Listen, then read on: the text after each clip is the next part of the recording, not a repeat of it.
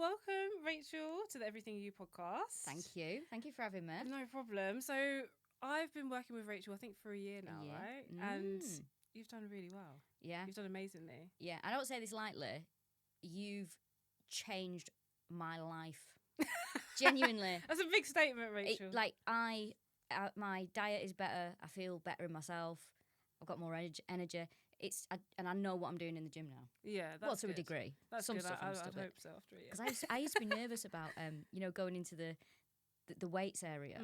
I'd never been in that bit of my gym until I started working with you. And at first I was a bit like, but then once you get used to it, you're like, this is fine. I think so. And I think most of my clients are, they haven't done too much in terms of training. They might have done bits and pieces, but in terms of, it's quite focused, isn't it? Yes. And that's what I always want. I always want people to feel comfortable and to just enjoy it. Because I enjoy it, and obviously I do. But it's nice to kind of take it as like an anchor for yourself and your health and fitness. Yes. But I'll introduce you properly. So Rachel is a comedian. She's amazingly talented. Her last show, Side Eye, I went to see, and it was brilliant. And are you doing it again? Have you got more dates? I've got 3 dates this week because I went to Australia. So Yeah. they were rescheduled. So I've not done it for about 2 months. So this week I'm like, I don't think I know this show anymore. I've got to have to sit down and revise it and go over it. Yeah. How do you feel about taking that kind of time off? Is it sometimes refreshing, or is it like it's difficult when you're doing like at all? It's really hard to have time off and then do that show again. Because part of you you start working on other stuff, so you sort of move on from it, and then it'll be like, oh, you've got you're filming it, or you're doing this, and you're like, and then you'll change things in it. Yeah. So your mind's in 2 places at once, so it is quite hard. Yeah. But it's just, I don't know, like I think it was different to what I'd expected, because in terms of comedy, I've only really seen stand-up type shows. Yeah. And there was so much character stuff in it, which I really enjoyed, and it was kind of split. So I think the first part was stand-up, wasn't it? The first part was character, and then the second part. And was then the stand-up. second part was stand-up, because I'd never done. I decided I wanted to do character comedy about 2 years ago, but I think I've always wanted to do it secretly. Really? Yeah, and I just didn't have the confidence, or the sort of, I wasn't sure how to do it, and then I just thought, I'm just going to do it, because if I don't, I'll regret it. Yeah, and it's so good. It's just the way that you tied everything together, and it was just really clever. And I just wasn't expecting that kind of storytelling, because like with most comedy shows, it's kind of more like a presentation of their life and kind of like making light of certain certain parts. But it was so different to what I was expecting. And then you've got Trying It On. That's in July. That's a night that I've started in Manchester. So it's your night that you've started. Well, it's me and a chap called Chris Cantrill, who's a stand-up comedian, and John Stansfield, and he runs like a sort of they run a thing called A Lovely Time, which they produce comedy shows in Manchester. And they do shows in Edinburgh as well at the festival. But I've known them for years. And Chris, who's very, very funny, I've asked him to direct my next show. Okay. So, and it was something we spoke about ages ago, like, should we start a night where we tried character stuff out? And, because there's a lot of comedians that want to try it, but, you can't. It's like if you're doing a stand-up gig, there's no way you can just go, right, I'm going to do a character now. Why? Why is it so? Because it's so like it's so hard to. I don't know. It's hard to explain. Like, because it's so weird to go, oh, hello, this is me, and I'm doing my jokes, right? But I'm going to do a character now. It's a bit like, when you're a kid and you're in the living room with your parents, and you go, right, I'm going to do a show. It feels like that. Okay. It doesn't feel right. But we just wanted to try something new, really, and it's really good fun. I think the next one's 10th of July. So the first one was really good fun, and but then it pushes you as well to come up with new ideas. Yeah. Because I'm trying at the minute to write some new character stuff, but I think because I've done so much recently, I'm a bit like, I just haven't got anything left in the tank at the minute. Where do you find your characters from? Because with Side Eye, they seemed like people that everyone knew. Like, I think everybody had like a variation of the characters in there, and there was one guy who was going the whole way through, wasn't he? Everyone was sort of associated with him in some way. Well, one of the characters is basically my sister's friend. Oh, like okay. Did you go to see the show? No, but it's quite funny because I did a couple of things online. because she really makes me laugh. She's so... She goes from like naught to aggressive in the click of a finger. And it cracks me up, and she's so dramatic, and she's so sort of gossipy. And she just really makes me laugh because she's so serious about things. But she does have a good sense of humour. But I've never told her it's her. But when she's seen a couple of things I've done online, she's gone, "Oh my God, this is so funny." I'm like, "Yeah, it's you." So she doesn't know. I don't think she knows. No way. But obviously, she's obviously maybe watching it going, "Oh, I do that," and I think that's what I like about it. Or it'll be people that I've worked with that have said little things over the years, or it's just I always just make a note of anything that anyone said that I think's funny. Yeah, and I'm talking like over decades, and things that have.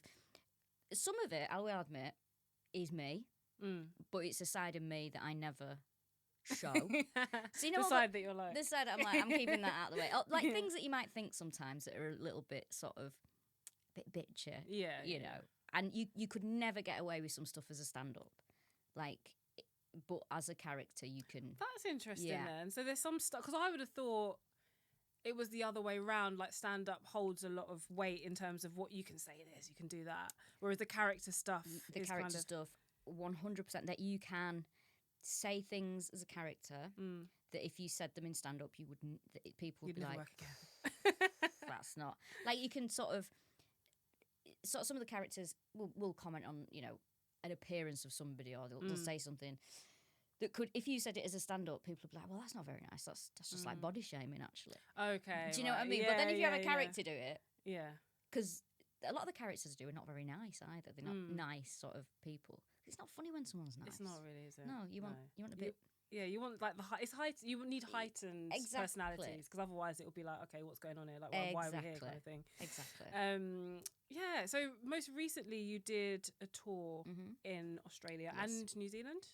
And New Zealand, yeah. As well. I always forget New Zealand. Yes, we went to New Zealand as well. It was such a long time. I'm like, yeah, we went there as well. Yeah, and so during that time, was that like, I can't remember if it was festivals or was it like, I think it was like a mixture of interviews. I think Kiri said she was doing interviews as well. Right? Yes. So Kiri Pritchard McLean, who's also a stand-up, we do a podcast together called Killa No Filla, which is about serial killers. And it's been going for 11 years now. 11 years. Wow. And we started it, we both lived in Manchester at the time, and we started it in the sort of spare bedroom in my house, and we never thought anyone would listen to it, and we put it out there, and then all of a sudden people were like, oh, people are listening to this, and it was really weird, because I worked in a library at the time in Manchester, and I'd work on reception, and people would come into where I work, and they'd go, oh, listen to your podcast, and it'd be really weird. Just random people. But there's a definite demographic. It's usually sort of women aged from sort of 18 to 50. I'd say that's the thing. It's a big, yeah. I think the core sort of audience is sort of women in their early 30s, I would say. Okay. And it just kept sounding like, I'd be, doing my job behind reception, and someone would go, do you do a podcast? I'm like, yeah. And it sort of, and I was like, this is getting quite popular, And then I moved to London, and then we did a tour of the podcast live shows, and it started to get bigger and bigger. And that sort of the money from that tour allowed me to then go full time at stand-up. Because I used to work at London Business School as well. I say work, I didn't really know what I was doing. I was doing a bit of admin, and I was like, I don't know. So library, London Business School. I was like, I don't really know what I'm doing. And so it's been, but when we went to Australia, it was a combination of our own shows. So I just did an hour of stand-up, and Kiri was doing her show, and the podcast live shows, and just general gigs. They'll put you on like, because it's the Melbourne Comedy Festival, the Sydney Comedy Festival. For some reason, Australia has about 5 comedy festivals happening at once. That's so cool. It's really cool. And you just get to do like gala shows in these amazing theatres, and it's just amazing, really. Yeah. But I did keep up with my fitness while I was there. You did. I was very good. Did. And I'll tell you, did. I don't think that I would have sort of enjoyed it as much if I would have been feeling sort of, if I wasn't exercising. Do you know what I mean? I'd feel like, oh, I'm really far from home. I'm nervous, or like I'm, and I'd feel, because I used to get very sort of paranoid about not doing enough exercise. I think having the sort of program in place really sort of helped me because the first thing I know, any city I went to, I was like, is there a gym?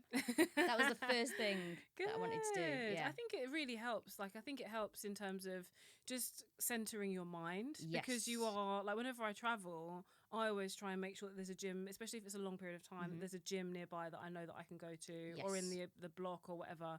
Because it just centers yourself. When you're somewhere that's unfamiliar and you don't have your friends and family around you and you don't know what you're doing from day to day, it's really daunting. But if you know that you can go and train and clear your mind, it's like, okay, now I know what's happening. Exactly. And it was so good sometimes to like get that done in the morning and then I'd be like, okay, what are we doing today?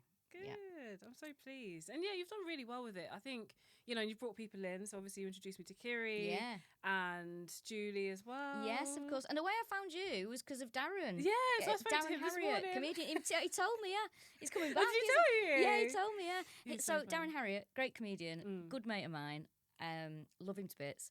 He worked with you, didn't it? Yeah. And I'd not seen him for a while. And we do a night together called You Dress Funny, which... because Darren and I love clothes, we just get comedians to come and do new material dressed in clothes that they'd never usually wear. So it's just a bit of fun. So like, I mean, we do it sort of every 3 months, and we just get stupid fancy dress outfits, and this happens every single time. The audience, because we do it at the Tattershall Castle, which is a boat on the Thames, and it's a comedy club as well. Every time we do it, Darren and I walk out, and the audience they're like, what is this? And for the first sort of 10 minutes of the show, just like, was it just dry? Like no one's actually like, clocking. And we always say to the acts that do it, don't worry, when we go out, they will not like us for 10 minutes, and then they'll be fine. And it's always the same way. And is it the same for the acts when they go out as well? Oh no, they love the acts. Okay, and then they sort of get used to us, and it's like, right. So you guys are like kind of MCing it. We do, yeah. We host it together. Yeah. But I'd not seen him for a while, and I was like, oh my God, you look amazing. What are you doing? And then he mentioned you. I was like, put me in touch. This is the kind of thing I need. But yeah, he looked absolutely fantastic. And Julie, who's my boyfriend's mum, she's loving working with you as well. In fact, I saw her the other day and she looked fantastic. Yeah. So she's feeling really good. She's doing really well. Yeah. Well, thanks for spreading the news. You know? I am. It's like I've joined a cult working with you, because I am so constantly saying that it's changed. Like my mum was saying as well, that I seem a lot more positive. Okay, that's good. And I get, I'm not as... It's strangely, from doing the weights, I don't know what it is. It sort of clears your mind a bit. And it's really sort of given me a better perspective on things, weirdly. I don't know. Even the times that, you go, oh, I don't really fancy working out today. You go and you're like, I'm glad that I've done this. Yeah, 100%. And you totally feel better. But yeah, I just think a year in, it's completely like just made me more positive. I enjoy it. It's like, you have those things when people go, this is a non-negotiable. My sessions are non-negotiable. They actually are. I don't think there's been a time where you've not done any sessions. Like, even if sometimes you're like, can I have an extra session in? Yeah. And you're like one of the only people that asks me. No, if I can get an extra one in, I want to get an extra one in. Yeah. I have to admit, this past week, or past couple of weeks, I've been a bit rubbish with food, and I've been to the pub quite a bit. But this happens in the summer. It's always the way. Whatever you're doing, someone will go, should we go to the pub? I'm like, oh, please. Like yesterday, I was out with some friends, and they were doing a show in the afternoon, and I sort of did the show with them, and he's like, should we have a wine? I'm like, oh, please, I don't need this. I don't need this. But I think this is what it's about. It's about that balance, isn't it? Like that buzzword, health buzzword balance. But it's about you put in so much work for the whole year. Every week you're doing 3 sessions, 4 sessions. Your food is always tracked. Your schedule is like, but like with fitness. So if you want to have, a bit of time where it's a bit more relaxed, you're able to do that, and the scales are not going to go massively up. Yeah. You're not going to feel like, oh God, what have I done? And I think that's what a lot of people don't seem to understand, or they don't seem to grasp it, especially in the beginning, because they kind of think, oh, it has to be like this forever, and it has to be this rigid forever, and it doesn't. No. Well, life's not like that, is it? Yeah. You sort of, there's certain things, like I know for my own self that I never want to miss a session, and I know it makes me feel better, and I enjoy it. And also it's that kind of thing of like, you work hard, and I actually think, no, I want to fit that in, because it's the time that I get to go and do something where I'm not thinking about comedy, or I'm not thinking about admin, or I'm not thinking about, you know, where I've got to travel to this week. It's like, I'm just here and I can focus on this. And yeah, it's just been like, and as you say, it's that balance, as they say. But you know, sometimes you know, like you say, you might go out for food a bit more, you might go to the pub a little bit more, or but it's having the, it's like you know how to solve it if you start to feel a bit. Yeah. You get to a point where you go, right, that's enough now. Yeah, yeah. All right, we've You had do. We've all had a bit what of fun I do, now. 100%. Yeah. Like, I think there were, I can't even remember how many bank holidays we had a few months ago, but we were just drinking Yeah. and we were training as well, but just drinking and like, just like, I can't do this anymore. No. I've got to just cut this back. Like, it's just too Exactly. much. And, you know, you do that and then you're like, oh God, like this feels better. And then you just find like an equilibrium, don't you? Like, you don't. Absolutely. You don't have to, it's not like all or nothing. It doesn't have to be like that. Well, it's like as well, you get to a point where you go, I'm tired. Yeah. I just want to stay home and read my Kindle. I can't keep just going to the pub, and you know, there has to come a point where it's like, come on now. Yeah, exactly. Yeah. So back to comedy, because obviously we'll come in and out of fitness anyway. But how did you start out your career? Like, did it? Because obviously, you know, you've been doing shows like since I've obviously known you for like a year and a bit, and you've just been working. Like, how did you start off? Like, what was the first part that kind of shifted you into the comedy? And this, I've spoken about this quite a lot, but I still don't think people believe me or understand what I used to be like. I used to be so shy, like to the point of I when I was a kid, I wouldn't speak to anyone apart from like my friends at school and my immediate family. Like, I was just so quiet. It's like I get tongue-tied around people. And I used to be so, like, my idea of hell would be, I remember once my mum said to me, to try and give me a bit more confidence, she said, you're going to go to Brownies tonight. And I was like, and all through the school day, I was dreading it. I felt like I was being led to my death. I was like, oh, I can't think of anything worse than this is hell. I don't want to be in it. I don't like other kids. I'm a bit nervous with the kids. Anyway, she forgot. And I was like, oh, thank God. Like, she's forgotten. But I used to write like little short stories for me sort of grandparents, you know, little funny scenarios and for my parents, and to make them laugh. And I loved watching comedy on the TV. And my mum always used to say, oh, you should try stand-up, you should do stand-up. And I'd be like, is this woman mad? Because I don't like talking to anybody and I'm so shy. And then when I left school, I didn't go to college or university, I went straight into work. So I went to, started working at a department store in a women's clothing thing.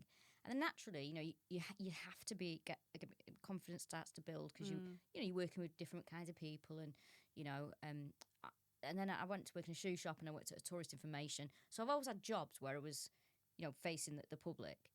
And I don't know. Then I did a couple of acting classes, which I thought mainly to try and get me a bit more confident, because I was just so quiet. And my mum kept going, I don't know why you're bothering that. You should just do stand up. And I'd be thinking, I don't know why she keeps going on about this. So at that point, were you kind of thinking you want to do acting, or was it just like? Yeah, I think I knew I wanted to do something creative, and I didn't know whether it was like I wanted to write something, or I wanted to. But it was that thing of like, where I'm from in Manchester, there's not really, you don't really know. Most people just go and work in a shop, or you know, you're not really sure. And none of my family are, you know, my dad's a bus driver, my mum works for the council, you know, that kind of thing. So nobody's like in the artistic world as such.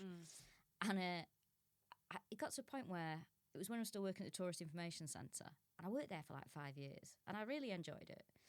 And there was an advert in my local paper, and it was a tiny little advert, and it said comedy course. They're looking for, you know, people to do it, and it was funded. It was the Labour Party did this thing called New Deal, so it was funded by the Labour Party. No way. It was one of their sort of community projects, and it was next to the Etihad Stadium where Manchester City play. It was next to there in the squash centre, and I don't know what came over me. I rang it, and this woman answered, and I said, oh, can I come onto this course? And she said, oh, do you live in East Manchester? I said, oh, I live in North Manchester. She went, oh, do you know what, it doesn't matter. She went, we need more people on it, and we like to have more women on it as well. I went, okay. She went, so just come down next Tuesday. I was like, okay. And it was run by a guy called Ashley Baroda, who at the time was a comedy agent, which I was like, I don't know what that means, and a comedian called Seymour Mace. And every week, it was full of so many different kinds of people. Like, I didn't expect to do it, and become a comedian from it. I don't know what I expected. I almost didn't turn up on the first day. I was so nervous I almost didn't go. And then I never missed a class. It was for like, I think it was about 10 weeks or something. And we, at the end of the thing, we did a showcase at the Comedy Store for your friends and family. But I did my first gig before the end of the course because I thought if I don't do a gig, you won't do it. I will never. I'll do this one and I'll never do it. So did you come to that realization? Did that come like throughout the course? Or Yes. you like, I'm going to force myself to do a gig? Yes, because I was like, if I don't do this, I'll do the one where it's all friends and family, and I'll think, oh, this is all really nice and great, and I'll probably just think, well, I've done that and that, I won't do it again. But I thought I want to do it in a proper comedy club, and I did the amateur night at the Comedy Store where they have a gong and they gong you off. Oh, so like when you finish, like ding, you've got to make 5 minutes, okay. and the audience have cards. What do the cards say? Oh, they hold them up, and like if 3 cards go up, they gong you off. It's Okay. horrible, really. That It's is really horrible. Cutthroat. It's really horrible. It's just like one goes up, like It's horrible. But I made 3.5 minutes, which is very respectable. And I thought, right, I've done that now. That's it. And also, the Comedy Store in Manchester and the Frog and Bucket in Manchester, 2 big comedy clubs. That's where you start out at the amateur nights, and it's the gong show again. So they have the same system. I never made the 5 minutes on stage. I never made the 5 minutes as an amateur comedian. Never. I never won the show. I never. So which is quite funny because like now you go into the Frog and Bucket in Manchester and you know it's one of the places that I'll sell a show out and there's a picture of me on the wall. I'm like I never even won the gong show. That's So insane, it's isn't it? Yeah. Every time I always think that's really cool that because it's great when like when new acts ask you for advice. That's one of the things I can say. I'm like, don't bother with it. It doesn't matter about the gong show. Like, I never won. It didn't do anything for me. It can be quite horrible sometimes, a bit of a bear pit, you know. Yeah. I guess it depends on like who's in, like the audience and everything. Exactly. What would you say to someone starting out in comedy now? Like if somebody wanted to get started, like what would you? I would say, because times are different now. Because when I started, there was no like social media comedy. There was no clips and something. I would say, keep writing. Just keep writing and writing. When you start out, you need 5 minutes of material. That's what you need, 5 minutes. And what will happen is you'll do your first gig, and it'll go great. And then your second, third, and fourth gigs, you'll be terrible. That is just how it goes. You will be awful, and you will then get better, and then you'll be awful again. You've just got to keep gigging and keep writing. And I would say, with social media, don't read the comments. Really? Don't. So not even for like feedback, you wouldn't. No, the nicest social media is Instagram. Okay. So they have different levels. Yeah. So and I've only recently started putting clips out there. Because you put a clip of your stand up out, and there's just the sort of dread of doing it because I hate being filmed anyway, and I hate listening to my voice, and I hate looking at stuff with me. I'm just like, oh, this is horrible. I like doing stand up, but I hate everything else around it. And the clips, putting the clips on social media, TikTok. My God, people are not well. Really? They will write. I thought your stuff always comes up, and it always looks so good. Well, and so I, like obviously I'm following you, and I watch it, and I'm always like, oh, like, and I thought people would be. A bit this is the thing. Like, I stopped reading because then you have to mute certain words. As a woman on the internet, there's certain people will say horrible things. You're like, oh, I don't want to read this. I'm going to mute these words. And then it sort of settles down a bit. And the problem is because I've decided not to read comments, particularly on TikTok and Facebook. I don't know what is wrong with people on Facebook. Of course, you'll get the people going, oh, I love this. I came to this show or whatever. And it'll be the nice ones. And you are missing out on the nice ones because you have to be disciplined not to sort of read stuff that is negative or whatever. You're just like, oh God, what now? And it's always the same kind of people. It's always men write really horrible things about you. So is it usually men that write worse things than women? Usually. Okay. And I think this is why a lot of female comedians, and maybe women in general, don't put a lot of stuff out there. There's so many women that I know that do stand up, and they'll be like, I'm not putting clips out there because I just can't cope with the. Oh wow! But I've sort of changed my mind on it now. I think, well, it's better to put stuff out there than not. Well, yeah. And like what? Oh, so people just say the same thing. Not funny. Or she seemed that. And it's the same old same. And you just get used to it. You just go, oh God, I can't be bothered with this today. But do put your stuff out there, I say, and make sure it looks good as well. Because sometimes people put clips out, and I'm like, that's not very good. Like it looks bad. Yeah, like the content's great, but it looks like bad. the quality or like the quality is bad. Just invest in a nice, a little good camera, film it well, clip it up, and that now there's people that actually their job is to just do the clips for you. Yeah, exactly. So put it out there, but also I would say, and it's the same as anything. Like people always ask me about podcasts as well. They go, "Oh, have you got any advice on starting a podcast?" And the only thing I'd say about that is, don't give up after like 10 episodes. Yeah. Because a lot of people do that. And I think people expect things to be straight away. Yeah. But it took, I'd say it was about a couple of years before I started to. I think everything takes a couple of years now. 100%. Because there's so much going on, and because of social media and everyone's just, you know, a lot of people trying to do stuff, I think everything takes a couple of years for it to like actually really pop off. So you're like, oh, wow, like this is actually... Exactly. You know. And I think people do give in quite quickly, and it's like, no, just keep going, because, you know, the next episode might be the one that is the one. I mean, obviously, if you've been doing it 5 years or whatever and nothing's happening, maybe do something else. But you just got to keep. It's stand up. You as well. I think you've got to be prepared if you do want it as your job. There's loads of stuff you're going to miss out on. Like you'll be gigging most weekends, so you'll miss out on like people's birthdays or like you know, having a good time. There'll be so many events that you're like, I can't come to that because I'm working. You'll miss out on that. Because you're self-employed, as you know, it feels like you're never on holiday because you're constantly working. Do you find you have a little bit do you feel like you have more of that kind of freedom to not do as much of those things now? Yes, and that is very nice, and I do like that. Like some comedians will do 2 gigs in a night. I don't want to do that. I don't like the stress. Yeah, that's quite a lot, isn't it? It's quite a lot of work on your body. That's what I mean. Because I keep saying, it's not good to get nervous 3 times in an evening. Do you know what I mean? Like, it's not healthy. Yeah. Do one thing well. That's what I think. Yeah. But the thing with me as well, I've never been money orientated either. I'm more like, I'm happy if I've got enough to pay my rent, and you know, I've never been like, I want as much money as possible. I want to do a good job, and it's nice to get money for that job. But stand up now, there's not. I'd say that I earn most of my income now from sort of voiceover stuff. Do you? Yeah. So you do a lot of voiceover? Do a lot of voiceover. For adverts? Or Yes.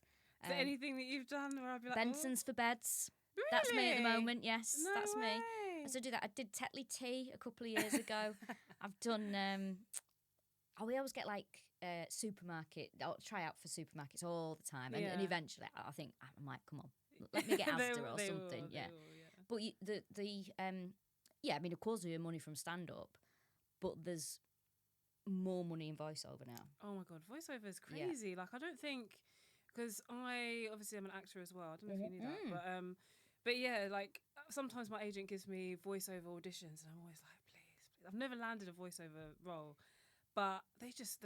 when you see the buyout and you're like... It's amazing. Yeah. Mine doesn't... So my voiceover agent is great, but she never tells you up front how much. That's quite good. Because I mean, then you like sometimes I'm spending like, the money already. And I do that. I'm like, oh my God, I forgot that. I mean, I've had people get really good voice. I know, like, some of my friends have got really good voiceover jobs, and they're like, I can put a deposit on a house now. Really? Yes. Still? It's wow. I've never seen any bonkers. that big. It's really like big supermarket ones, or you know, if I knew somebody that got and if you're in an advert, that's crazy money. Like I knew someone who was a comedian, and he got this sort of, I mean, a good couple of years on this advert, and he just was like, I don't need to gig anymore. I'm really bought a house. He's like, just Blimey. It's mad. Yeah, it's insane, isn't it? Yeah, it's funny. So who do you think is your, like, who would be your comedy inspiration? Like, who? Okay, so firstly, I want to know your top 3 comedians. Oh, okay. But then secondly, I also want to know who inspired you to really step into the light. Okay.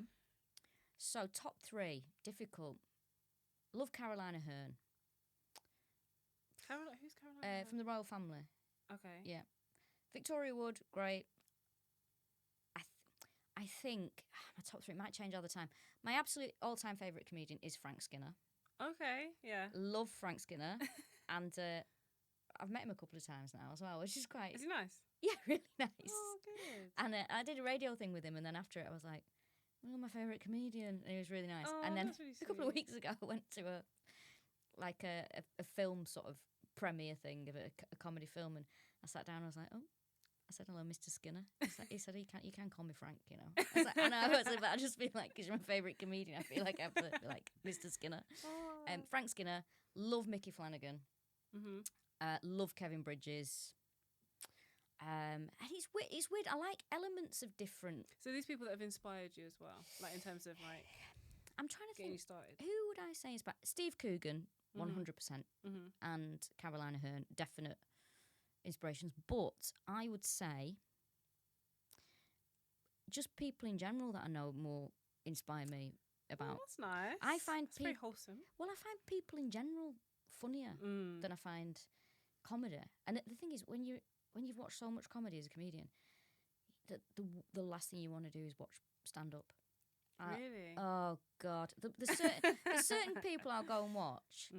Like I'll go and watch Frank Skinner, and you know, but I just when I'm at a comedy club now and I'm waiting to go, and I'm like, oh, shut up. It drives me insane. Is that because you're thinking of your thing because you're waiting to go on? Yes, it's because you're nervous and you're waiting to go on, and you're hearing someone probably having a great time, and you're like, oh God, I've got to go on after this. But I think like my mum's really funny, like so funny, and my grandparents were really funny, and all of my friends are funny. Like my normal mates, I say normal, the ones who aren't comedians, are so funny. That like. And my sister's really funny as well. She makes me cry laughing, and the thing that makes me really laugh is I love it when somebody takes the mickey out here really well. Yeah.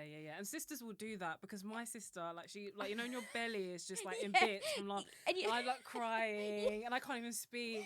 But it is true because she knows me so well. That she'll be able to just call me out on any bullshit. Absolutely. Like she'll just be able to. And then I'm just like, oh my God. And no one else can really do that. Exactly. And they're just ripping you. Yeah. Like my sister makes me weak with stuff. She'll be like, oh, here she is. Oh, comedian are we? Oh. Blah, blah. And it just...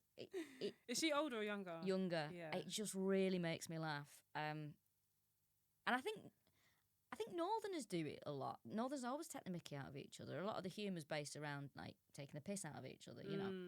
So, I'd just say that inspiration-wise, just sort of people I've worked with, like general conversation, you know, stuff like that. There's not one person I've looked at, and also I've never had that thing where I wanted to emulate anybody. That's good. And that's really healthy, isn't it? Yeah, and I like to think that. A lot of comedians will go, oh, I can't believe they put me on that lineup with that person because like we're quite similar.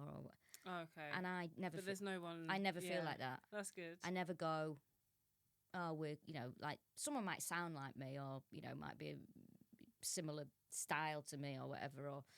But I never feel. Oh well, we're going to clash on a lineup because we do the same stuff. It never happens. That's really good. Yeah, that's the kind of thing that I like. Yeah, definitely. Yeah. I think that's healthy because you can have people you look up to, but then sometimes it can cloud what you end up doing because you kind of end up thinking, oh, you know, is this the right thing to be doing or the wrong thing to be doing? Exactly. Yeah. And sometimes it can be a bit of a hindrance. But yeah, comedy wise, like I've never. I think over the last few years, I've seen more and more comedy as time's gone on. I'm just really intrigued by it. So in terms of acting, I always enjoy the comedy stuff the most than anything else because there's just so many different like nuances that you can build on and play with. Yeah. Whereas, you know, you can do that with dramatic stuff, but it's different. Yeah. You know, and I think the stand-up comedy course I really want to do. Whereas my boyfriend's like, he's like, you just go and do it. Just go and do like a... Do you know, I mean, I'm sort of... I think you should just go and do it. Do you? Yeah, it's strange because when I did the comedy course, it didn't... Obviously, it was basically to give... I think that the fundamental sort of aim of it was to make sure people... Just to give people confidence. Because where I'm from is a deprived area, or was particularly at that time. and it was to encourage sort of local people to do something creative. But they taught you how to, write a set, like how much, you need 5 minutes. I didn't know what you did. I didn't know you had 5 minutes. I didn't know that comedians, went on and they didn't do something different every time. They taught you where to get gigs, that kind of stuff. But you know enough comedians now. You could just say to us, where do I apply to get a gig? And we could just tell you go to this place, or you do this, or you email this person. Scary. So you could. But I'm very much like, I think you should just get on with it. Just get on with it. Yeah. And I don't think. I don't know. I don't know what you. I'm not sure what you'd get from a course, really. I don't know either, but I'm like, process. So everything that I'm like, okay, this is the process that I need to go down, and then I'll be ready to go and do it. But I think that probably is true. There's always okay, you just have to get on stage and go and do it. You just got to do it. That's it. You've just got to do it. And write 5 minutes. Go to a gig. Do that first gig, and once you've done that, you'll be like, oh, okay. I kind of, you'll know if you want to carry on with it or not. Yeah, it's interesting. I definitely would want to do it at least once. I think it is. I don't know how to put it, but I think it's like the height of performance, because you work with the crowd on such a level that they help you to build the show, essentially. Yes. So even though you've got your show there's certain things that you're going to be able to do with some audiences versus other audiences. Yes, definitely. And it's such a collaborative experience that I just feel that it's such a skill that you could then go and apply to so many other things. 100%. And like if I had never done stand-up, I don't think I'd have got out of the cycle of being shy. I think I would still be shy, and I don't think I'd ever push myself in any way. And it was, it was to push myself to get out of that shyness.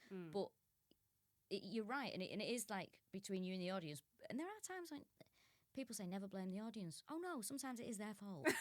like what's their fault? Oh, sometimes you'll go to a gig and it's like they're it's like they don't want to laugh. So and it'll be every act that goes on will have the same experience.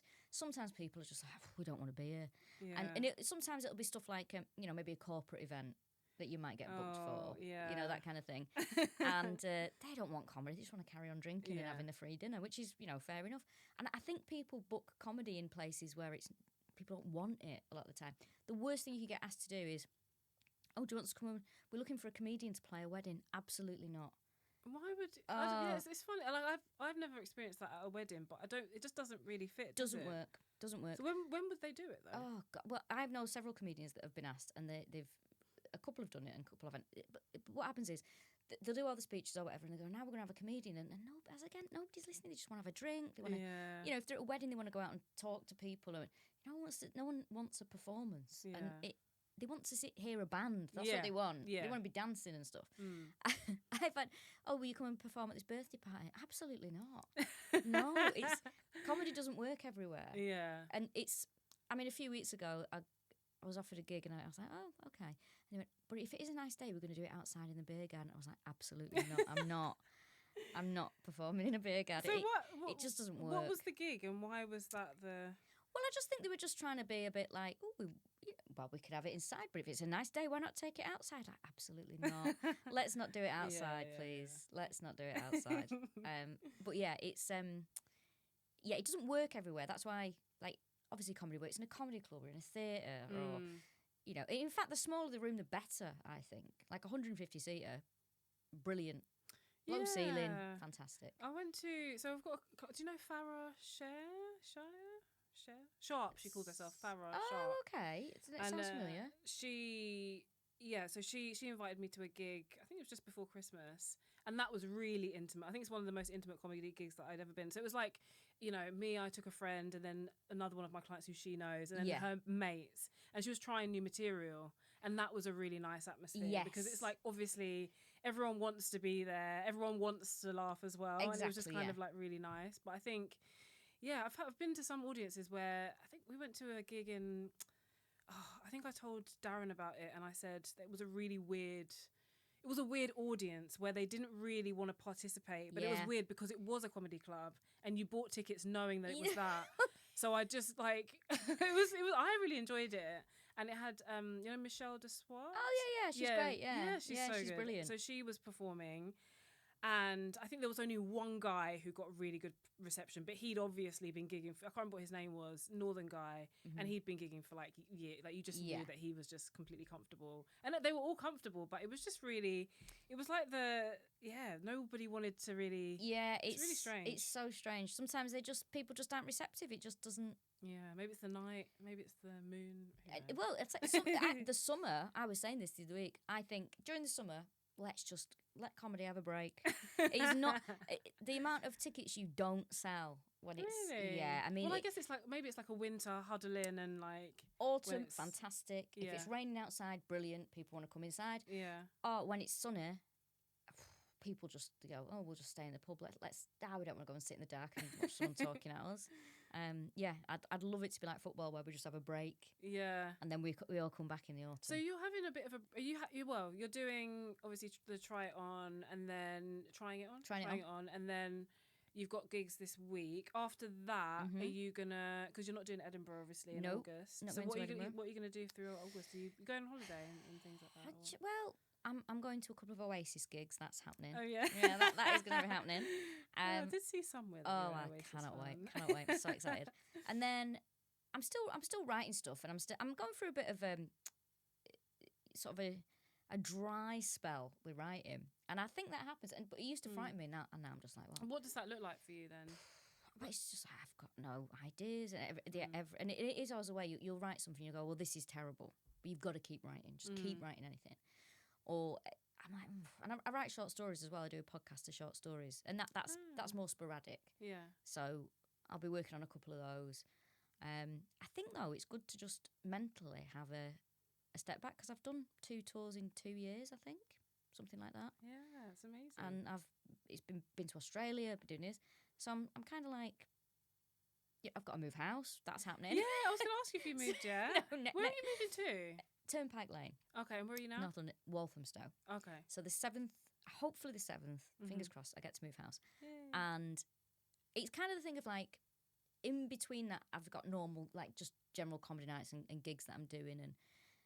But I just think I could do with like just a bit of normal life, because you spend so much time away from home that it's so, like, I'm so sick of pulling a suitcase behind me. I'm so done with it. I just want a bit of time where I can go, right, we've moved house and we're gonna do things. I'm gonna put these pictures up and I'm gonna do normal stuff. But then, sort of around October, that's when I'll start. It kicks off again. That's when I'll start. I'm working on my new show anyway. Yeah. But October is probably the time that I'll be like, right. Yeah. Let's crack on with this. So the new show, is that going to be more character? That's going to be more character. I'm going to be doing more character stuff. And is it going to still have that stand-up element afterwards? Yes. Yeah. Yes. Because I think it's because it's so hard to do. I mean, if I did character for 2 sections of a show, it'd be really difficult. The ideal would be, I'd love to write character and have different people in a show that I've written. You know, like some of my mates who are comedians, they could do a character. You know what I mean? To have like a cast, but it's too expensive. Everything's so expensive. So do you mean like TV, or to like put it like a show, just like do a live show? Yeah. Okay. You know, something like different sketches and things like that. But to do that would be so expensive. Like it's like tour. If you're a touring comedian, you're very lucky to get to be able to tour. But the cost of everything goes up. So travel's more expensive, hotels, venue prices. Yeah. So everything's going up, and well, you never know. It might not be so far in the future. Fingers that crossed. You're able to do it. Hey, you can come and do a bit and all. I would love to. Yeah, there we go. Would. A deal has been struck. Yeah. No, I was going to say that you've done like live at the Apollo, haven't you? Yes. And have you done many other TV bits? I've done bits and bobs. I've done sort of stuff like a show called Alan Davies As Yet Untitled. That was fun. I've done a few things like I did House of Games. That was good. But I don't know.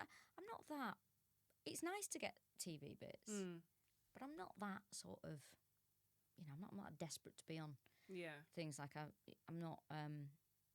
Yeah, I don't know. I'm not. It's nice when you get it. I mean, Live at the Apollo was like, I'd always wanted to be on it. I used to watch it before I was even doing stand up. Yeah. And when I got the phone call that I was doing it, I was like, oh, can't believe it. Where did that come from, that phone call? Like, what's prompted them to kind of get in touch with you and say, So I said every year, Live at the Apollo start, funny enough, I was thinking about it just before, because it's around this time of year that the wheels start turning for and they film it in September, so it's like, who's going to be on it? And I'd said, like, I really want to be on it. And what happens is a guy who books the show, and he goes to watch comedy, and then they'll decide on a lineup. And so does he go and, like, he goes and watches various so people? I think they have an idea of who they want on it for that particular year, and they'll go and, you know, sometimes they'll be sort of people, they'll know that they're there as the, you know, we're doing this showcase, it's like he'll be there kind of thing. But he'd seen me before, so I just got an offer for it. I didn't have to, you know. Oh, so you didn't have to, like, know that he was going to be in there. No, it was and I remember I was sitting. Weirdly, I was in the Frog and Bucket in Manchester, the comedy club that I started out at. The Gong one. Yeah, exactly. And I was in there, and it was during the day because we were recording an episode of the podcast. We used to record it at the Frog and Bucket in Manchester. And my agent Jeanette, lovely Jeanette, rang me, and I thought, oh. It's either really good news or really bad news, this. Because usually it's an email. Okay. So I was like, okay. So I said, hello. She went, I've got some good news for you. I said, oh, what is it? She said, it's what you wanted. I was like, I don't know what I want. she was like, you're going to be doing Live at the Apollo? And I was like, oh my God, I can't believe it. Thank you so much. And I was really chuffed. And she was like, but you're not allowed to tell anybody. And I was meant to go on holiday to Cornwall when it was filmed, and she went, and you're going to have to cancel your holiday. I was like, okay, no problem. I was like, that's fine, we can get rid of that.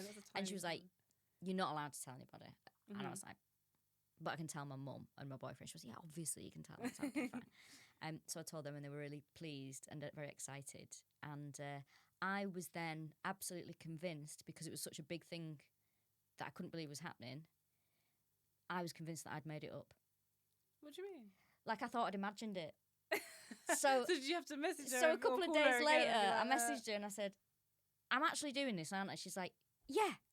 You are. I said, because I keep thinking it's so big I've made it up. And she's like, of course you've not made it up.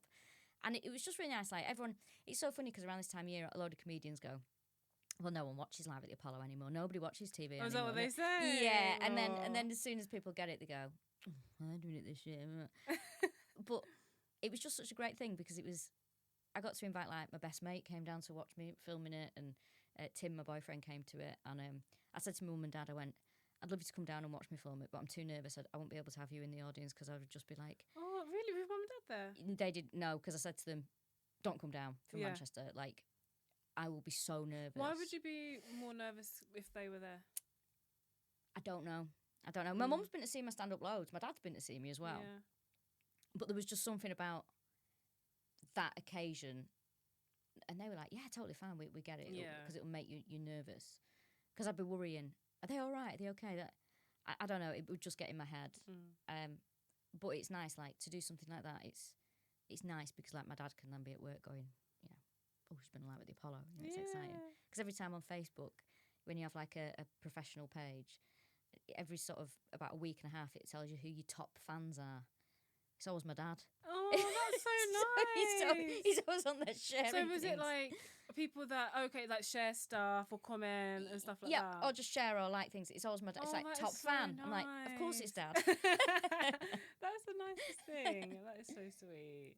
No, I think that, you know, it's one of those things, isn't it? It's one of those moments where, of course, you're going to wonder, like, if you've made that up, because it's something that because it was something that I wanted, and I imagined in my head, like, oh, I wonder what it'd be like if I did that. I wonder what it's like. And then for the past few years, you'd see sort of your peer group getting on it and stuff, and I'm like, oh, maybe next year. And then it just came out of the blue. But I thought it was really strange to be in the comedy club that I started out at 2 PM or something, and to find out that news in there, it was really weird. Yeah, it's like really it's gone weird. like, was it full circle? Full circle, yeah. It's amazing. Let me see what else I was gonna ask you. Yeah, I think what I was gonna ask you was in terms of mindset. So I always want to, in terms of fitness and nutrition, I always want to ensure that people have a mindset that is, like we spoke about, all or nothing, and making sure that there's like that balance in there. How do you think, because you said earlier that you feel more positive about things, Yes. you feel like, where does that show up for you in you know, in terms of like normal life and then also career as well? I think feeling better in myself, like healthier, and knowing that I'm looking healthier, that's helped me, I think, put the clips out, because I would over scrutinise everything, and I'd be like, oh no, I don't like my hair, I don't like this, don't like that, you know.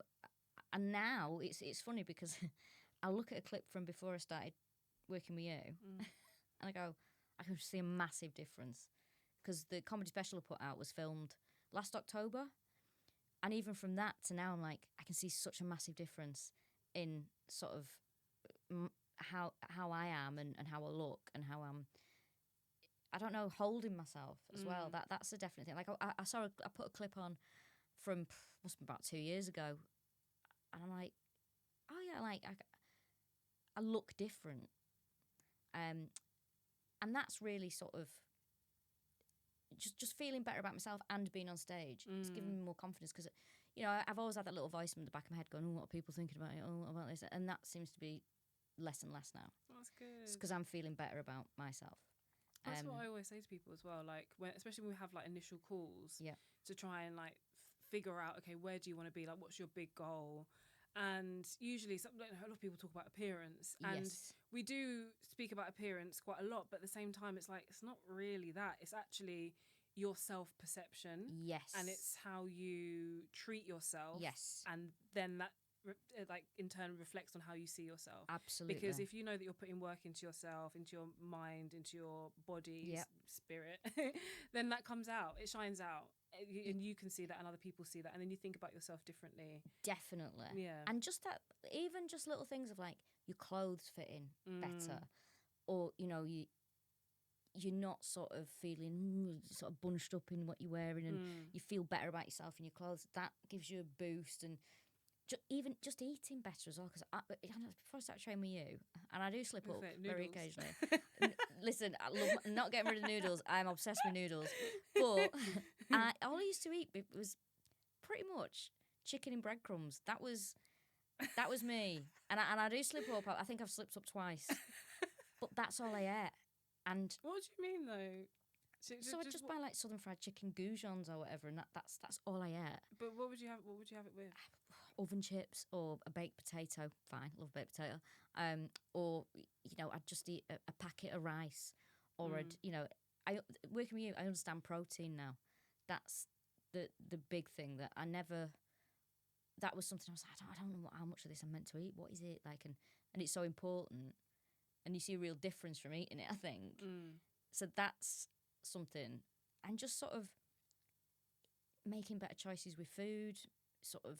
And because I work away quite a lot, it's, you know, not like, I mean, Wagamama's is keeping me going. Whenever I'm away, if there's a Wagamama's, I'm like, great. You and Kiri love it. But also, it's probably the best sort of takeaway food you can get. It's not bad at all, and it's got the calories are there. Exactly, the calories are there. If you are trying to watch weight and things like that, the calories are there, so you know what's going on with it. Yeah, exactly. And you know what you kind of think. Okay, I know that I like this, and then you can exactly.